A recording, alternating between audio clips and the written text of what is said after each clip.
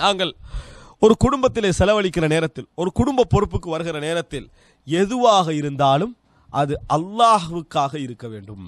அது அல்லாஹ்வுக்காக இருக்க வேண்டும்.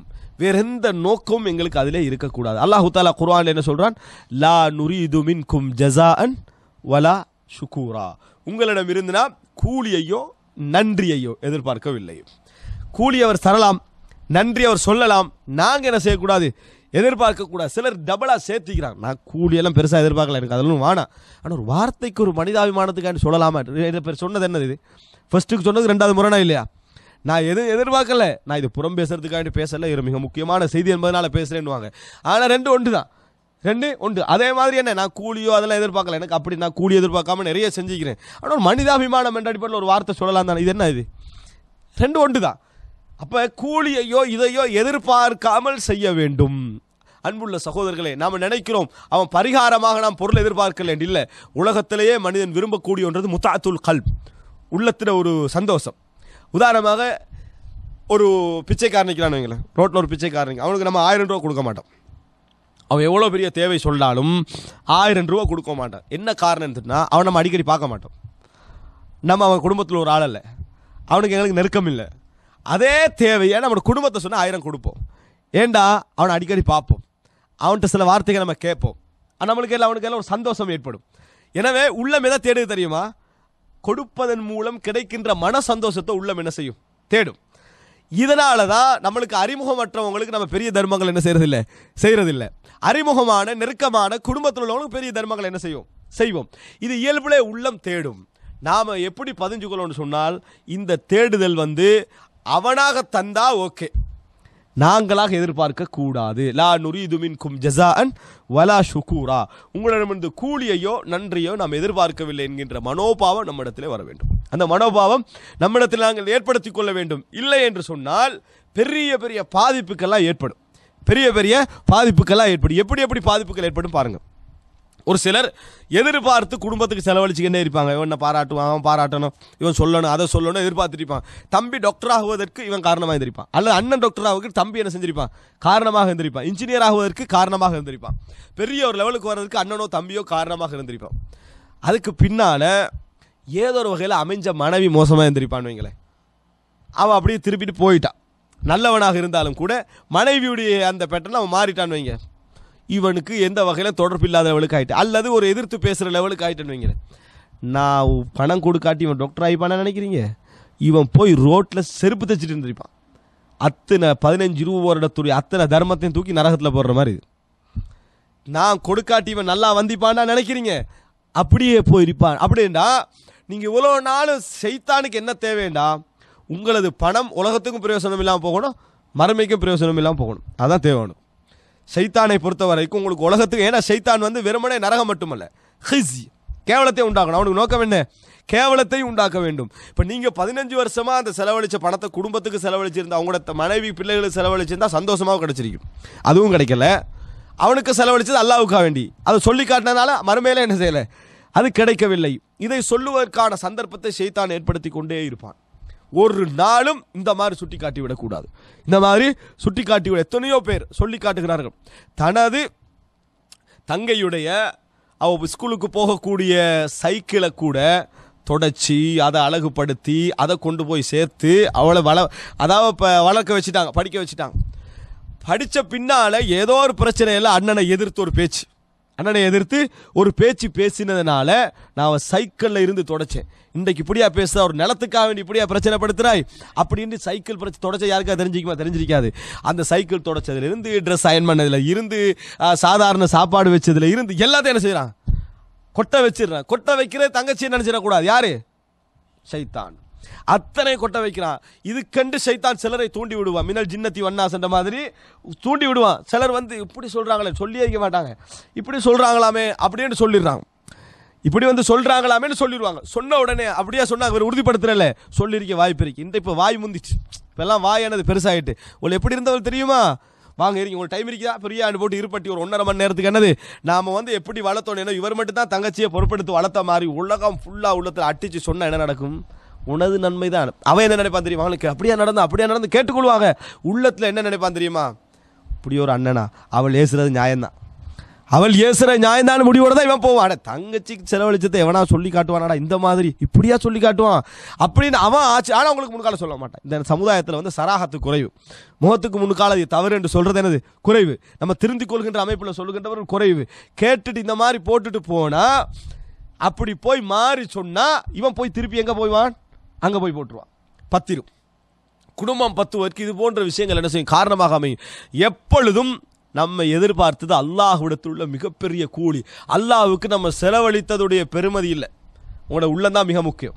உள்ளந்தான் லையனால் அல்லாஹ் லுஹூமுஹா வலா திமாஉஹா, அது ரத்தமோ அதனது இறைச்சிகளோ போய் சேர்வது கிடையாது. எது போய் சேருது, உங்களுடைய தக்வா தான் போய் சேருது. அல்லாஹ் தஆலா சொல்லி காட்டுற அந்த தர்மத்தில் நீங்க எவ்வளோ அறுத்த ரத்தம் எவ்வளோ இருக்கும், ஒரு 100 ஒட்டகம் அறுத்தா எவ்வளோ ரத்தம் ஓடிக்கும், எவ்வளோ இறைச்சி போயிருக்கும், அது போய் சேராதுன்ட்டான்ல. அது போய் சேர்ந்தா தானே பெருசா இருக்கும். அப்ப உள்ளத்துள்ள தக்குவா போய் சேருதுண்டா, நீங்க கொஞ்சமாக செலவழிச்சாலும் உயர்ந்த நோக்கம் இருந்தால் அது போய் சேரும். நீங்க நிறைய செலவழிச்சாலும் உயர்ந்த நோக்கம் இல்லைன்னா அது போய் சேராது. எனவே மூன்றாவதாக அன்புள்ள சகோதரர்களே, எப்பொழுதும் சொல்லி காட்டுகின்ற அந்த நிலைக்கு நம்ம மாறிவிடவே கூடாது. அந்த சூழல் நம்மளுக்கு எப்பொழுதும் என்ன செய்யக்கூடாது, வந்து விடவே கூடாது என்பதை நம்ம புரிந்து கொள்ள வேண்டும். எந்த அளவு கண்டா சிலர் மனைவி என்று எடுங்க, சிலர் வந்து திருமணம் முடிச்ச பின்னாலும் கூட தன் குடும்பத்தை என்ன செய்வாங்க பொறுப்பெடுத்துக்கிட்டு அந்த குடும்பத்துடைய ஈர்ப்பின் காரணமாக பொறுப்பெடுத்து அந்த குடும்பத்துக்கு செலவழித்து கொண்டிருப்பார்கள். அப்போ மனைவி என்று வரக்கூடியவங்க அவர்கள் வந்து தண்ட பிள்ளை தண்ட குடும்பம் அப்படி பார்க்கத்தான் செய்வார்கள். அது இயல்பு, உலகத்தில் அதெல்லாம் என்ன செய்யலாம் மாற்ற முடியாது.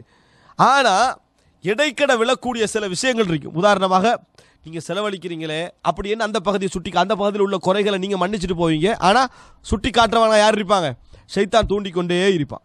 இவர் என்ன செய்வார்னா ஒரு 20 வருஷம் செலவழிச்சிட்டு ஒரு 20ஓ 25வது வருஷமோ பெரிய ஒரு துரோகம் நடந்துடும். இவர் எந்த குடும்பத்துக்கு செலவழிக்கிறாரோ அந்த குடும்பத்திலிருந்து பெரிய ஒரு துரோகம் நடந்துடும். சில குடும்பங்கள் எப்படி என்ன அண்ணனை பற்றி ஒரு தவறான செய்தி வருது, மானக்கேடான செய்தி வருது, எந்த குடும்பத்துக்கு செலவழிச்சுக்கிட்டு இருந்தாலும் அந்த குடும்பம் என்ன செஞ்சிருது, இருக்கும் அப்படின்னு ஓகேன்ட்டு இருக்கும், நடந்துதான் இருக்கும் அப்படின்ட்டு. உடனே இவர் என்ன செய்யறாரு, நெஞ்சில் கை வைக்கிறாரு. அட எந்த குடும்பத்துக்கு நான் செலவழிச்சிட்டு இந்த குடும்பம் நம்மளுக்கு போய் இப்படி சொல்லி இருக்குதே அப்படி என்ற உடனே அடுத்த நிமிஷம் இந்த 20 வருஷமா யாரும் சுட்டி காட்டிக்கிட்டே இருந்தாங்க, மனைவி தானே, அதே இடத்துல அவங்க மறுபடியும் வருவாங்க. நான் சொன்னேன் தானே உங்களுக்கு, நான் 20 வருஷமா இதைத்தான் உங்கள்கிட்ட சொல்லிட்டு இருக்கிறேன் என்ற உடனே இவர் உடனே கட்டுப்பட்டுருதாங்க. என்ன சரிதான், நான் அப்பயே கேட்டிருக்கணும், விளங்கலை, நான் ஏதோ அன்பில் என்ன செஞ்சுட்டேன் செலவழிச்சு, நீ சொன்னது சரிதான் இப்போதான் விளங்குது அப்படின்னு உடனே என்ன செஞ்சிடுறது. 20 வருஷம் செஞ்சதுக்கு நீ என்ன நினைக்கணும், பாரு அது வேற இது வேற. அவர்கள் எனக்கு ஒரு அவதூறு சொல்றதுன்றது வேற, நான் 20 வருஷம் பணம் செலவழிச்சேன்னு வேற. அவங்க தகுதியாக இருந்தாங்க, நான் செலவழிச்சு அல்லாஹ் எனக்கு மறுமையில கூலி தருவான், அதுக்கு இதுக்கே முடிச்சு போடுறாய் என்றதுதான் அவங்கள்ட்ட இருக்கணும். ஆனால் நிறைய பேர் என்ன செஞ்சிடறாங்க, போராட்டத்தில் கடைசியில் தோல்வி அடையக்கூடிய நிலை என்ன செய்கிறோம் நம்ம பார்க்கிறோம். அன்புள்ள சகோதரர்களை, அபூபக்கர் ரலியல்லாஹு அன்ஹு அவர்கள் மிஸ்தாஹ் என்ற நபித்தோடருக்கு செலவழிச்சுக்குன்னு வராங்க. அவர் அவரோட சிறப்பை பாருங்க, பத்ர் யுத்தத்தில் கலந்து கொண்டவர், அடுத்த வீட்டுக்காரர், உறவினர், கஷ்டத்தில் உள்ளவர், 4 விஷயம் இருக்குது. பத்ர் யுத்தத்தில் கலந்து கொண்டவர், அடுத்த வீட்டுக்காரர், அவர் உறவினர், கஷ்டத்தில் உள்ளவர். அபூபக்கர்லாம் செலவழிச்சுக்குன்னு வராங்க. என்ன செஞ்சிருது, செலவழித்துக்குன்னு வந்துற இடத்துல வந்து ஆயிஷா ரலியல்லாஹு அன்ஹா பற்றி ஒரு அவதூறு பரவுது. பரவின உடனே இவர் 2 வகையில் சும்மா இருந்திருக்கணும். யாரு, மிஸ்தாஹ் ரலியல்லாஹு அன்ஹு. ஒன்று ரசூலுல்லாஹ்வோட மனைவி, அப்படியாவது மௌனமாக இருந்திருக்கணும். அல்லது தனக்கு செலவழிக்கிறவர் நம்மளுக்கு இது உறுதிப்பட்டா கவர்மெண்ட் பார்த்துக்கலட்டும், இல்லைன்னா பேசாமல் இருக்கணும், நின்றுக்கணும். இவர் என்ன செய்யறாரு, இருக்குப்பட்டு என்ன செஞ்சிட்டாரு, அந்த இவரை உருவாக்கலை, இவர் என்ன அந்த செய்தியை பரத்துறதுல இவருக்கு ஒரு பங்கு என்ன செய்து போகுது. இதனால் அபூபக்கர் ரலியல்லாஹு அன்ஹு அவர்கள் வந்து மிக மனவேதனைப்பட்டாங்க. செலவழிச்சுக்கிட்டு தான் இருக்கிறாங்க, மனவேதனைப்படுறாங்க. அவங்க ஒரு மாத காலம் ரசூல் ஸல்லல்லாஹு அலைஹி வஸல்லம் அந்த குடும்பமே என்ன செய்து மிச்ச வேதனையில் இருக்குது. அல்லாஹ் தஆலா வசனம் இறக்குறான், இது பொய். ஆயிஷா ரலியல்லாஹு அன்ஹா தூய்மையான ஒரு வசனம் இறக்கினானே, அப்போ அபூபக்கர் ரலியல்லாஹு அவனுக்கு எல்லாருக்கும் வரக்கூடிய அந்த ஆத்திரம் அபூபக்கர்லாம் வருது. வல்லாஹி லா உன்ஃபிகு அலா மிஸ்தாஹ், இதுக்கு பின்னால் மிஸ்தாஹுக்கு நான் செலவழிக்கவே மாட்டேன்னு சத்தியம் பண்ணார். சத்தியம் பண்ணிட்டாரு. நியாயமா இல்லையா, அவரோட மனசுக்கு வந்த அந்த கோபத்துக்கு அவர் சொன்ன நியாயமா இல்லையா.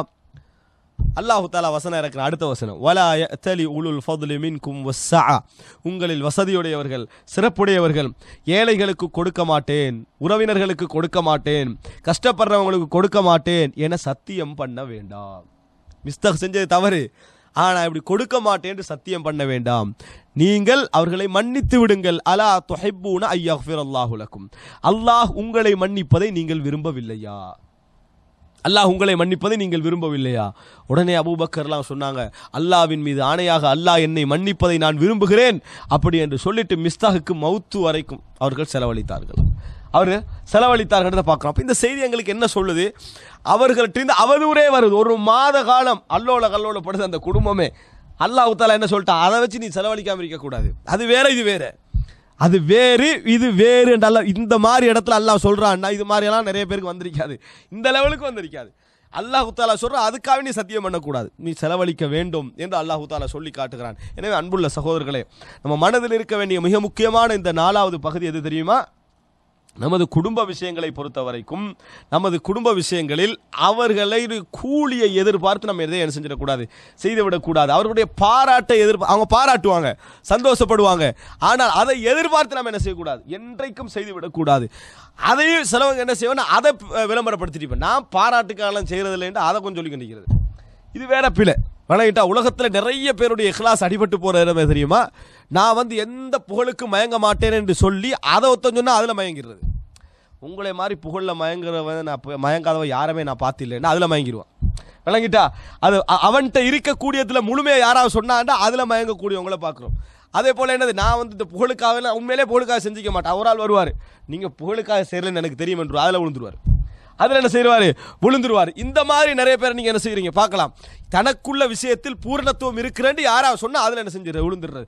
ஒரு ஆள் கோபப்பட மாட்டார், நிறைய பொறுமைசாலி, நீங்கள் கோபப்பட மாட்டீங்க பொறுமைசாலின்னு எனக்கு தெரியும் என்றுவார். அதோட அதில் என்ன செஞ்சிருவார், அதில் விழுந்துருவார். இப்படி நிறைய நீங்கள் என்ன செய்யலாம் பார்க்கலாம். இந்த இடத்துல கூட நம்ம கவனமாக இருக்க. நான் என்ற தன்னிலை விளக்கு நம்மளுக்கு தேவை கிடையாது. நீங்கள் எப்படி என்பதை பிராக்டிக்கலி விளங்கட்டும். நீங்கள் எப்படி என்பதை மக்கள் பிராக்டிக்கலாக பார்த்து விளங்கிக் கொள்ளட்டும். அறிமுகப்படுத்தி விளங்க வேண்டிய அவசியம் இல்லை. நிறைய பேர் சொல்லித்தான் அவங்கள பற்றி விளங்குது. நிறைய பேர் சொல்ல என்னை பொறுத்த வரைக்கும் எனக்கு கோமே என்ன செய்யாது வராதுண்டு. ஆனால் நம்ம வாழ்க்கையில் அப்படி பார்த்ததே இல்லை அவர்.